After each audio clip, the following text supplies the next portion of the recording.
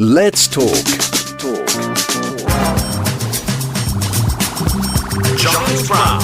If I was to go to one of the ambassadors' parties and was standing there, and I have been to an ambassador's party, actually, now I think about it, but that's a wholly different story, and there were no certain chocolates there. But that is the sort of thing that I would want at a shishi ambassador's party, white tuxes, women in those sort of gorgeous 80s backless dresses, and the man, and that would be the backing track, and the man who knows all about that because he has travelled far and wide, and he tells us in his new tome, which is called Go Quicker, Sound Slower, he tells us about the exciting, unpredictable, and quite bonkers world of the jobbing actor, in specifically the voice-over actor he was on once before, talking about his father.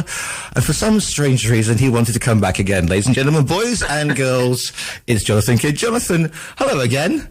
A delight, Charles. A delight to be on again. Thank you for having me. I'm sure I was very down a list, and you went, "Oh, all right, then. I suppose we'll get him back on if he wants." There's a dartboard in the production studio. Oh, it's that, is it? Yeah. And we all get those big blowpipe, you know, like, yes, and once again, because you're a fellow blue, it came up like that. So therefore, now, last time we had you on talking about your dad. Just for those who don't know, how's your father? Who was your father? Because he was rather brilliant.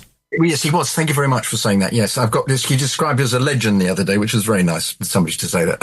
He died in 1982, so people really, unless they're very ancient, don't really know who he is. But he made over 290 films, which in fact should be in the Guinness Book of Records. I've got to tell them they've got Christopher Lee down there as making the most films of any British actor, but it was my dad. 290 plus, hundreds and hundreds of tellies, an era where there were only two channels. So if you were in a big series, which he was called Crane, for example. He's done lots of big series, but one was called Crane. 19 million people watching it. So consequently, the following day in the street, you get mobbed. He was mobbed. I used to wander around with him, and literally, the words were, keep close, keep close, keep close. People would rush up. And people would say this bizarre thing, which I never understood, which was, lend us a quid, Sam, people would say frequently, as if you would ever be able to see them again to get the quid back from them. But so lend is almost as if it was, you're a TV star, therefore you must be minted, which of course was rubbish. What is that? Yeah. We lived in rented accommodation. And but also the fact that somehow you meet them again and they give you the pound back. But it really made an impression on me when I was little. Lend us a quid, Sam. Never understood it. Anyway, but he was a big star, big iconic films, movies, Treasure Island, but he was the first pirate to be killed in that one. Indeed. But he played a pirate called Kydd with very attractive wig that he had.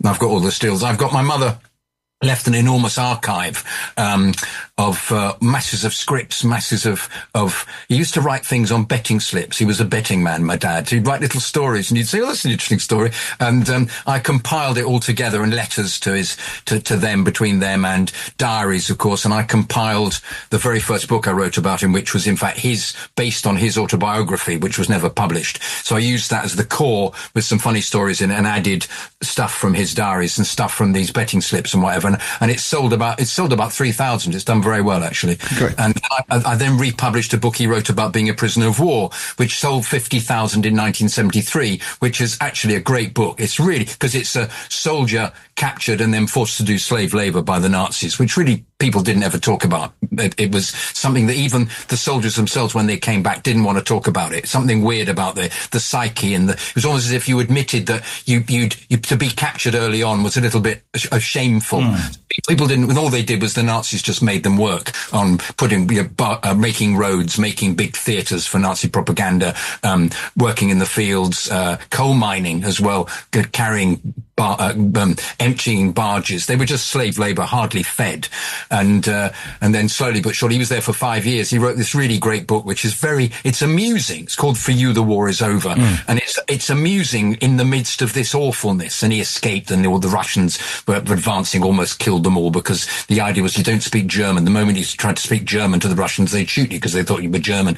So he had all of that going on. Then he got back and he became the actor that I've written about in the first book. And I'm now actually at the moment writing the second volume, which is 1953 to 60, when he was in another 100 films, but hundreds of tellies, even the burgeoning television that was particularly ITV, which had only just started then, and he worked a lot for. So there's a lot of telly stuff in there. So you have the people on Talking Pictures TV, which is the channel that people watch the old films. They know of him. I've sold books to them. I've sold it, and also people from, people knowing the history of film seem to be very interested in him. But it's also living. The first book is coming back as a soldier and then living in London from 1945 to 52 is actually quite it's a good example of what it was like to live in London at the time. Just after you've been demobbed from the war. It's interesting, isn't it? I mean, a lot of actors who want to be big screen names. Yes. A lot of them didn't talk about their service as well. I mean, you mentioned Christopher Lee, and I think the problem is that he's not in the reason that he's probably in the Guinness Book of Records is they were frightened to go and say, by the way, Sam Kidd's got your thing, because he would just dispatch them. I mean, that's absolutely right. He was a spy, essentially, wasn't he? Yeah. I mean, he famously said to Jackson, didn't he, about the fact that if you get stabbed in the back, you don't go, ooh, there's just this hiss of air because it's the lungs. And it's like, blimey, O'Reilly. And Niven as well, who's obviously one of my heroes, David Niven, who said, he went to Bastogne and there were 30,000 graves. And he said, Niven, there are 30,000 reasons not to talk about my war service. Yes. Yes, but initially another one was who you'd think was nothing like that, was a very ineffective, played lots of slightly camp, bureaucratic characters, was an actor called Richard Wattis. Yeah. And he similarly was hand-to-hand combat, was an expert in killing people. Yes. So you never knew, did you? You'd never put the two and two together. But if people see pictures of your father, they'll go, of course, because he was one. And it's interesting to say, because at that time, and we'll get onto your new book, by the way, but because there were only a couple of TV channels, unlike today, yes, you became part of people's lives because you were in their living, and so people really thought they knew you. Yeah. The number of people who would come up to him and shake his hand, and he didn't get when I was littler, people, he hadn't sunk in completely. People would go, I know you, you're Sid James, or I know you're Dermot Kelly, aren't you? But later on, it used to be people would come up and just shake him by the hand and say, you've given me great pleasure. And that was rather lovely. And he was also stopped we'd be driving. Cabbies in particular would wind down their windows and say, hello, Sam, because he played lots of crooks. Burgled anywhere nice recently? Got any good gear? That kind of stuff. And he was very affable, my dad. He would never turn that down. He would never not sign an autograph. He had lots of pictures he'd give out as well. He was his character was almost like every man. And he came across as being very kind and very accessible, and that was him as a person as well, so. Here's the thing, because I spent an awful lot of time in showbiz Marbella growing up and whatever. So when I was in my teens, I tended to bump into a lot of people who were the sons of famous people, mainly from the world of light entertainment, but they were the sons of, household names. And it can be a tricky one, being the son of somebody quite famous, and especially going into the kind of the same profession, Jonathan, because obviously your father's a well-known actor, and you was it a thing you wanted to do? Did you find, because everybody goes on about Nepo babies at the moment, that's the buzzword. Was it something that you wanted to do, or you were surrounded by a creative environment, you didn't want to do exactly what your dad had done, so you thought you'd do something just to be an actor? Or was it a case of, I want to be an actor, but I want to be a working actor, so I'll take whatever I can get? I think naively, I just thought it would, inevitably happen. But I didn't think it through, which is they wanted me to be a Cockney initially, because he played lots of Cockneys, and he wasn't a Cockney. He'd been to grammar school in Dunstable, and he spoke like me, but he was very good with voices. He's very good characters, so he could play characters like that without any problem. He's a Cockney like that, but he also spoke, because he was from Belfast originally, he spoke like that a lot of the time as well. All his family were in Chiswick, and they were all in a big house, and he'd turn up and he'd say, he'd speak to me, and we'd go and he'd say, let's see what my mother's going to be like today, and he'd open the door and he'd say, hello, how are you, mother? instantly switching into his Belfast, and she'd say, "Oh, hello, stranger," she'd say, even though he'd spoke to her on the phone the day before and been seen her on the Sunday. You know, it was almost as if you had to be there every day to qualify for not being a stranger, you know. No, so when I first started, I did 3 minders. Yeah. Did you do drama school, or did you just sort of? No, I did a drama degree, actually. And, I don't quite know what I did, to be honest. Right. I went down the wrong route, I think. I was interested in girls' football and cricket, you know, and, and music, lots of pop music of the period. And I wandered into a drama degree, which I did at Hull University, and I did French as well, because I thought I might as well, I did okay in A level. I think that got me in, and I learned sort of, because you did half a degree each. I learnt half a degree, really. I don't think I came away with any particular skill in either. But it meant that you could be in a position. I think what it's given me doing drama is I go to theatre and watch it and say, well, he's not very good, is he? Or what have they done with the lighting? Or, well, they've directed that scene badly, haven't they? And if I'm a miserable bastard, same with we did film courses, film on it, and I constantly look at films and think, well, I don't like the way that's been edited, or I don't understand that. But it's been beneficial. You know, in fact, I think the trouble is it's made me too clever by half. Right. And I've got on stage and I've said to directors things like, we're all standing in a line here. Could we move around a bit? Could I go over there and do that? And the director, of course, has said things like, I'm happy, Jonathan, be quiet. Or even, as happened to me, constantly putting my hand up and saying, is there a possibility that I remember actually I was at Chichester doing Shakespeare. I was playing Caliban. I remember saying to the director, look, this bit's, because I knew too much about it. I remember saying, this bit's a bit dull. I said, this is Shakespeare. This is an old gag from the 17th century. I said, this doesn't work. It's all the drinking stuff. Can I fall over a bit and do stumble, and I'll pass him and do a pratfall here. And he said, Jonathan, just shut up. Be quiet. This is just, look, stop. He said, it's still Shakespeare. I said, it's not funny. I remember saying, it's not funny. There's a guy called Francis Matthews. It's not funny, Francis. It must be funny. It's going to dip. The whole energy in this scene is going to dip. And he had to have a word with me afterwards. He said, please, could you stop interfering? Stop interfering. Let me direct, please. So I think that was the dilemma of doing a drama degree. But, then wandering about sort of doing, it tends to be, because I've got very good friends of mine that have crypt with the board. So, it's sort of Minder, Casualty, The Bill, you're doing that exactly. The Bill. I was in The Bill twice. I did, what else? Ultimately did Holby City, but that was later.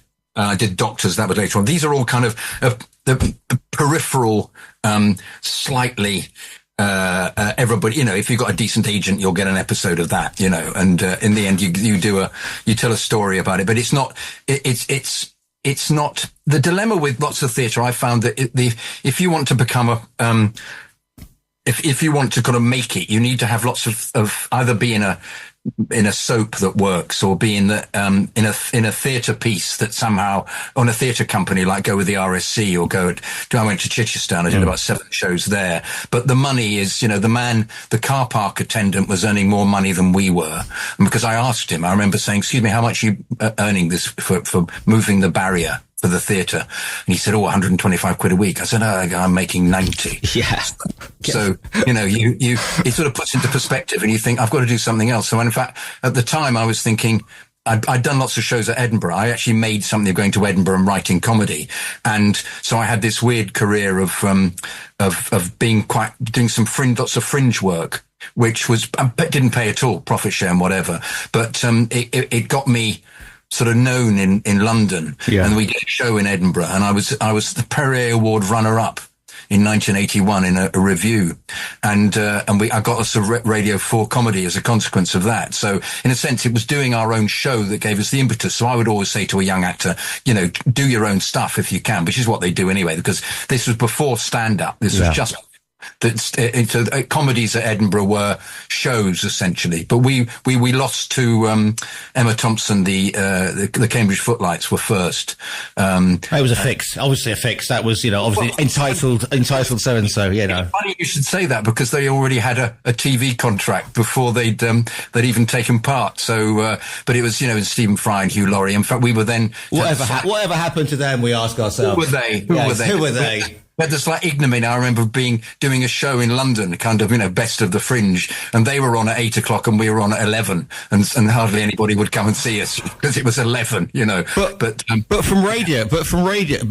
from Fringe and the respect of your peers, which is the important thing, to radio, and hey, this is a medium which I'm slightly familiar with, and voice acting and voiceovers, and the thing is, people say, oh well, you just turn up and read a script. It's dead easy. The opposite is true.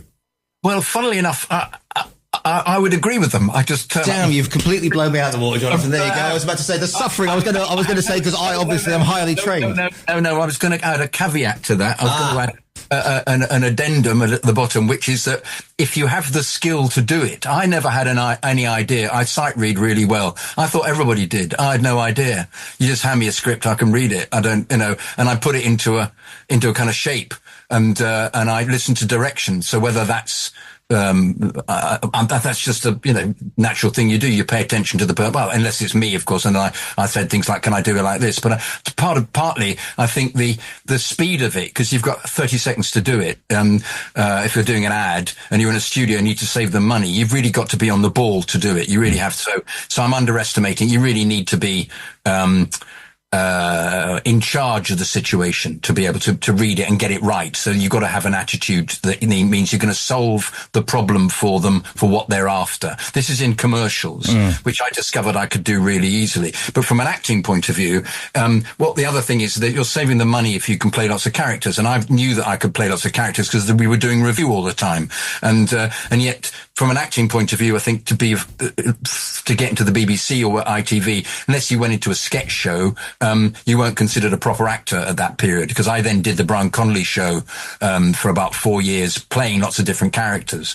And also it just so happened that he's like, we haven't got any songs. He wanted to sing a lot. He said, Jonathan, we haven't got any songs. So I ended up writing him 26 songs with a mate, comedy songs, which helped as well. So I became slightly indispensable. I'm sorry, I'm going round in a circle here. But a couple of things on this point is, how quickly do you think, as opposed to what comes out in terms of the voice? Because a lot of people who do scripts think incredibly quickly, so that when they enunciate, they think they're working at half speed, but in fact, it's coming out to normal people as their normal voice. I don't. Do you, when you do, if you're doing an advert, do you think that you're speaking extremely slowly because your mind's racing through? Never ever, no. Never, no. I frequently have to speak quickly because they've written too many words. and also, but the change, because it used to be commercials, but now, then their video games came along, and that has been something. Yeah, I've done a lot of them. Yeah, I've done a lot of video. I've done about 100 video games. But the trouble is I never know what I've done. So I tend not to make lists. You get people create a website and a career out of having done 2 games, and you just look at it and they've got every picture and they've shot themselves now in every session that they've done, and it's fantastic. And they've then got 100,000 followers on TikTok. Whereas I've done about 100 games. Can't remember which ones I've done particularly, other than I know I did all the Harry Potter games. I played Hagrid. Right. I played because Robbie Coltrane was too expensive. Robbie Coltrane's voice, I think, changed as he started off sort of like that, Harry, a bit like that. And after about 6 films, he started speaking like that, because that's right, him from there. But Hagrid, so I kept thinking, shall I do a variation and make it kind of Scots, West Coast, not so Californian Celt. Yeah. Well, but also it was that his accent was a kind of a caricature anyway, So, because he was very sort of like that was almost piratical at the very beginning, where he said it. But no, and also I played Peeves the Ghost, which I loved as a character. Potter, where are you? Potter, where are you? Which I always loved that character because you could do that behind children and freak them out if they were looking at the games, which was a bit cruel. And also various portraits and Death Eaters. And my favourite line of all of that was, Potter, put down your wand.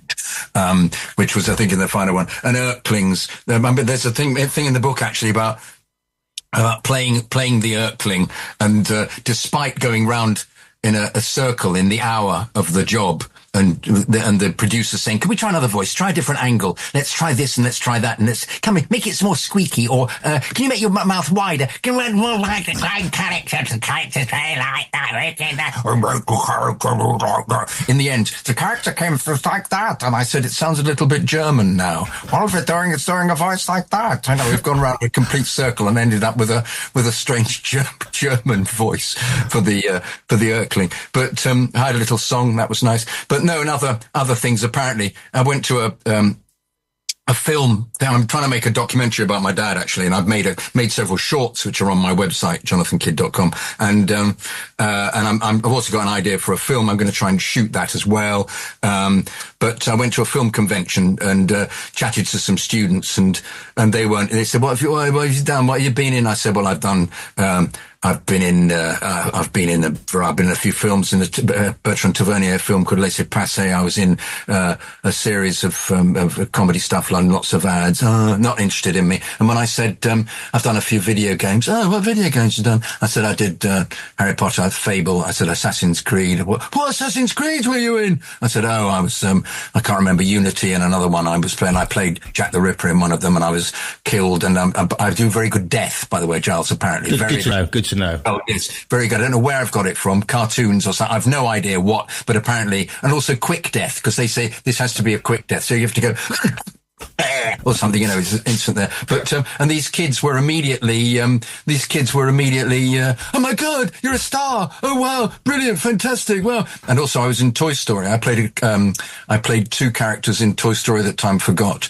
Which was I was an armourer. The armourer spoke sort of a bit like that. He was a kind of sort of like fey character like that. But the dinosaur was very dinosaurs on it. It was courage. That's total minder. Listen, right. The book also is not only about what, because I'll ask you about the ambassador's party at the end, but I've got 5 minutes. Yeah. So right.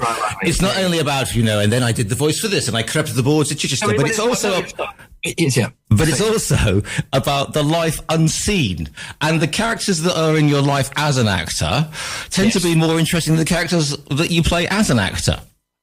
I think that's probably very true, because there's a character loosely based on my mother who wants to make me into a DIY expert on the family home, which is quite funny. In fact, she provided a few of the lines herself for it to be amusing. There's the terrible girlfriend he goes out with, who's the fitness trainer, who falls asleep because she runs the client so often. She falls asleep every time she's out with him into the Pudding or whatever cinema they're at. He goes to Chelsea, watches football with Chelsea with his mate Roop, and his mate Roop gets involved in fights and whatever because he's a little bit leery. But it's mainly an enormous amount of going to dreadful castings with dreadful actors and dreadful people who are just in the business. And there are several stars in it whose names I've changed to protect for litigation.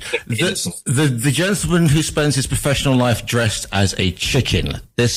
Indeed, well, exactly right. Yes, that's Derek Fazakali, yes, who hardly ever works, so just demonstrates in supermarkets and starts having an affair with somebody who he thinks after a bit, because there are two of them dressed as chickens, has got it wrong, and she's just chosen the wrong one to go out with, because he said he didn't think he got on terribly well, but she was dressed as a kumquat, he said, which was quite a revelation. You had me. Yes, you had me. Oh, actually, I'm not going to say that because it could be misconstrued. But there are several stars in it who behave appallingly in sessions, and I've written about them. There are the dreadfulness of doing a take quite well, and some 11 people are listening to you, and they suddenly all have an opinion, or even the work experience girl has an opinion, and they go with the work experience idea, and you have to do that. And it's being pushed from pillar to post and running from studio to studio. And there's a whole cartoon series in it called Henry the Hedgehog, where he plays Henry the Hedgehog. In fact, that's all made up because I felt I couldn't actually. There were bits of. I played Paddington Bear for 74 episodes in the 90s, and there were bits of that in it. Some of the characters, but similarly, I couldn't have. There really was a bloke in it who used to pull my stand over all the time. Just as I was about to speak, he would wrap his microphone lead round the stand where the script was and pull it and laugh uproariously. I've got 1 minute. Okay, so Ferrero Rocher, how do you keep a straight face when you're having to deal with the ambassadors' parties? The ambassadors' receptions are noted in society for their exquisite taste that captivates his guests. Yes, I did that for an agency called Euros. It was supposed to be, they said it'll never go on air because it's got too many different bits in it for pan-European involvement, and it was to be broadcast. It'll never go on air. And so I did a silly voice. I did Excelente. I did Ambassador aspiring us. And they got a woman in called Eve Karp, who was lovely, to do all the women's voices. And the head of Ferrero Rocher said, "We like very much what you are doing. Please you come back and not be so silly with the main voice." And it went out, and it created, great interest in Ferrero Rocher. But, other than that. The book is called Go Quicker, Sound Slower. It's by Jonathan Kydd. Jonathan, where can people find you? On Amazon and eBay. Marvellous. And you can order it via our own virtual bookstore. Jonathan Kydd, thank you so much for your time today.